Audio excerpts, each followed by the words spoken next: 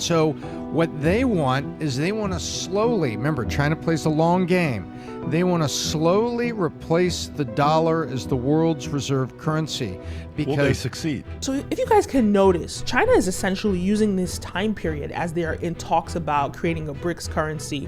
They might announce it in the BRICS summit in August, but they're using this time period not only to generate fear around the dollar, but to rise the value of the Chinese yuan. And it's actually quite interesting how they're using this as a tool. And who knows, at the end of the day, they might say, hey, no, we don't want to do it BRICS currency because the yuan has become so valuable. Look, some people are saying this thing will take 30 years for the dollar to really decline. So we have a little bit of time. But it's interesting to watch China raise the value, generate this like PR fear, the ditching of the dollar. You know, every day you hear a new article about what country is ditching the dollar. It's like a domino effect, and you wonder if it's going to take the same speed that it took with Silicon Valley Bank, which it probably won't. It's probably going to take around 30 years or so, they claim. 10 to 30 years is what they're saying. But it's interesting to see how they're rolling out with this PR campaign and just almost like dominoes, the domino effect. So China is in an active state right now of assisting many small regional Latin American and African nations on deals that are intentionally going to go bad and then leave them with the collateralization of the country they've just pillaged. And so long term, if somebody doesn't stand up long term, sure, China could be successful because they're playing this not the way the West plays it. The West has played the game in terms of history, in terms of regimes, a regime of leadership. China is playing this long term in terms of decades. Brazil is a totally corrupt country. They're a broken country. The bulls on Brazil have been wrong the last 20 years. It's like $1 trillion GDP. You could fact check me on it. They're mainly a natural resource hub, and they have a real hard time with their own homegrown industry. And there was like 1.6 trillion, I was about right. It's actually flatlined and gone down in recent years. So the bulls on Brazil have been wrong. And with Lula now becoming president, they're going to become a wholly owned colony of the Chinese Communist Party. Basically, that's what Brazil... Catastrophic for the nation. It's terrible. Yeah. The future of Brazil is put in permanent jeopardy. Well, they're taking one step at a time, and they're starting with African nations that they put into, by the way, you can also go study mercantilism, where you come in and you take all the resources and then you sell them back things that are made out of the resources. So tell us about Africa and this power grab that China has been trying in Africa for several years now. Can the U.S. do anything about it? What is your sense of Kamala Harris's efforts here? Playing catch up here. I mean, when the African Congress met here in Washington, D.C. several weeks ago, I happened to be at a dinner table with 6 of the African presidents. And what the common theme that they had, Maria, is, look, China is into our countries in a very significant way. We really welcome the relationship with the United States. We would rather have the relationship with the United States. And what China is doing, the International Monetary Fund was established to help developing countries.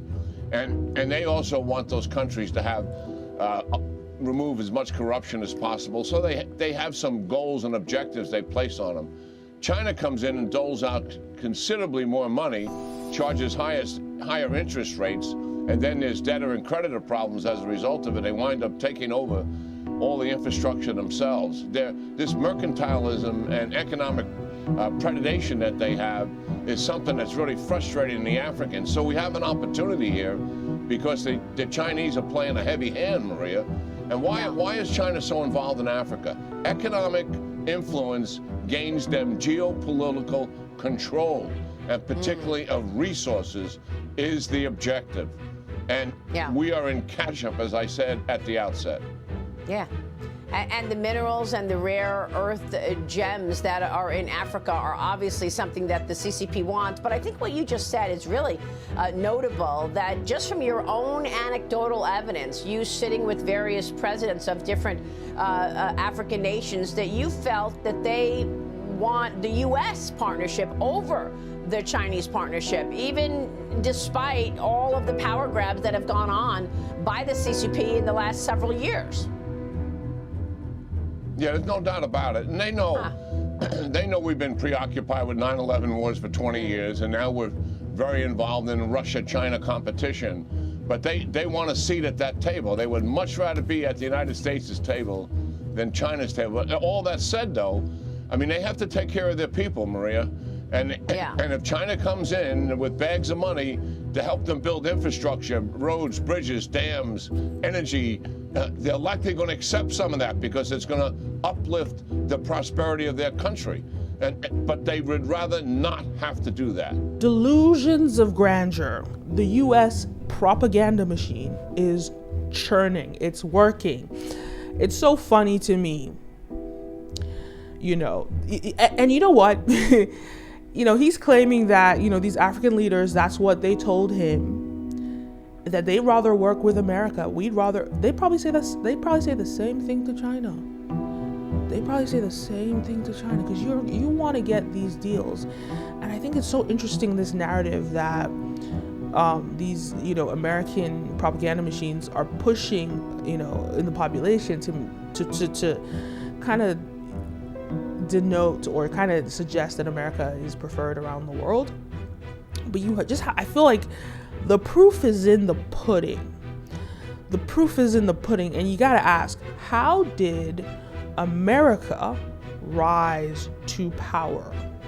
You got to ask this question versus how did China rise to power? How did America rise to power? Slavery, right? Brutalizing black people, devaluing black lives, and perpetuates that till this day. Bullying other countries, starting unnecessary wars, attacking people. How did China rise to power? China, by trade and mutual agreement, fairness, right? Yes, of course, China is known for exploiting countries. Like, they took over Israel's port. They took over Sri Lanka's port after they didn't pay their debts. But taking over someone's port, being a debt collector, as debt collectors do, right? Try not paying your house and see if they don't come for your foreclosure, right? They're just being debt collectors. How is that worse than slavery? So at the end of the day, it's, you know, the proof is in the pudding. And look, I love America. I'm American. I love America. But I think sometimes the propaganda in this country, especially on Fox, is just a little bit misleading. And you just have to look at, how did America rise to fame? How did China rise to fame? What are the African leaders really thinking? And if they're telling you that, they're probably lying to you because they want to get the best, most favorable deal from you. And they're going to go back and forth between you and China and say, hey, well, this is what the Americans said. We'd rather do business with you. Can you give us a better deal on this? It's textbook salesmanship.